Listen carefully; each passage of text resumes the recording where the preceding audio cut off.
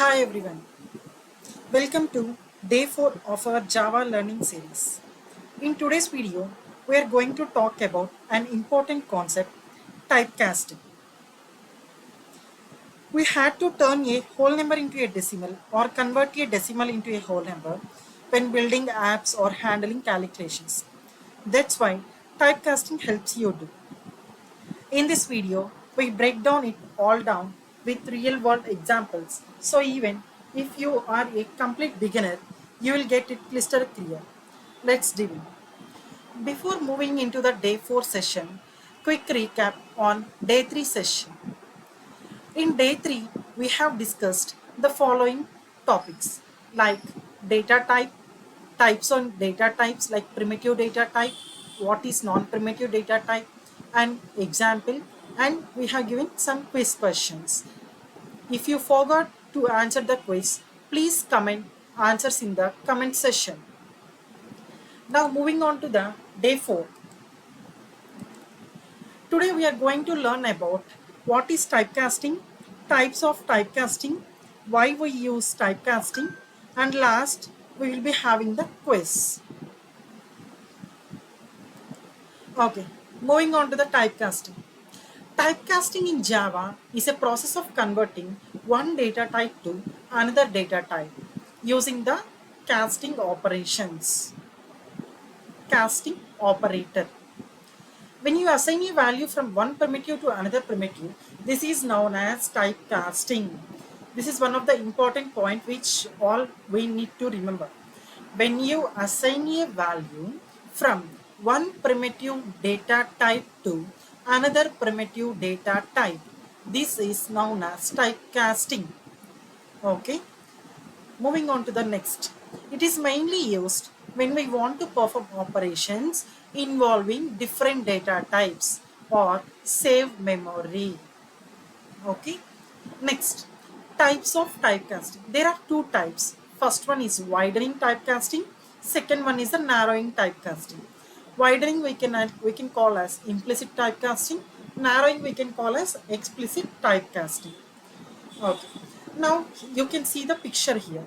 If you have any doubts, yeah, you can see the picture and you can get an idea. Like typecasting can be divided into two types.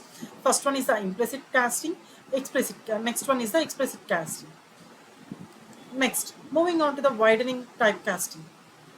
A lower data type is transformed into a higher one by a process known as widening typecasting, which it occurs naturally.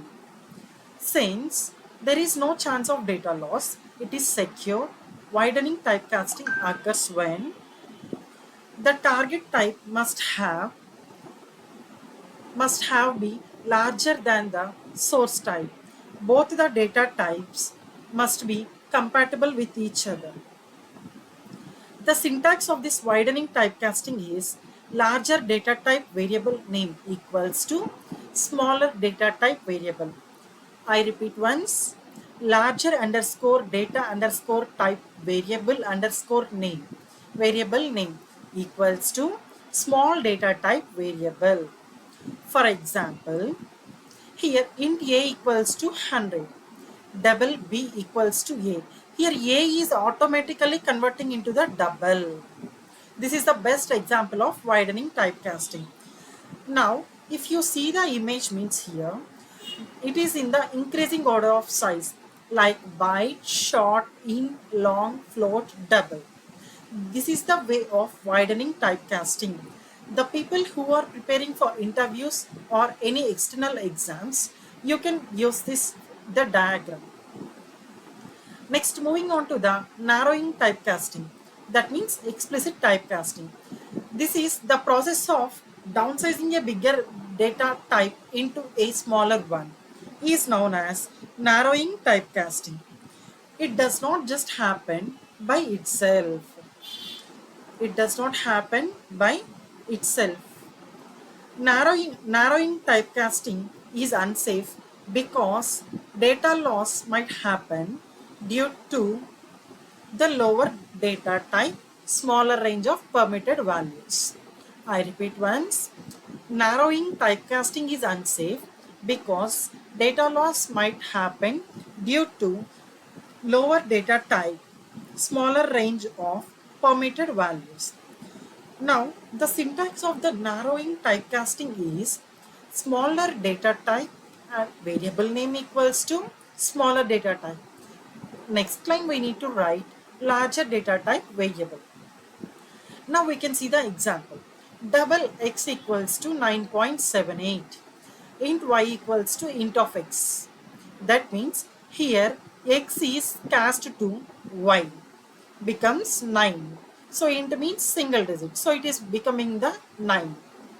Now you can see the diagram how the explicit casting order will be there. Like in explicit casting order, first we can be having double, float, long, int, short, byte. This is the format of explicit typecasting order. Hope you have cleared up to this. Next, moving on to the next slide. Why use typecasting? What is the use of typecasting? To ensure type compatibility in operations. This is the first use. And second one is interfacing with legacy code or API. And third one is performing arithmetic operations between data types. Fourth one is saving memory. That is, in narrowing we can save the memory. Next, it's time for quiz. As you all know, from last 3 days series, we are giving the quiz at last of the day session. So, for today's session, the quiz questions are: which of the following is an example of widening typecasting? These are the 4 options which we have given. Next, second question: which type of typecasting can result in data loss? Option A, widening. Option B, implicit. Option C, narrowing. Option D, automatic. Next one. Which of the following is the correct syntax for narrowing typecasting? These are the options. Please comment your correct options in the following comment section. So, in day 5, you have learned something new today. Don't forget to like, subscribe and leave your questions in the comments below. In the day 5, we'll move on to the quiz session. Whatever the topics we have covered from these last 4 days, we will be having a quiz session in day 5. Thank you. See you there.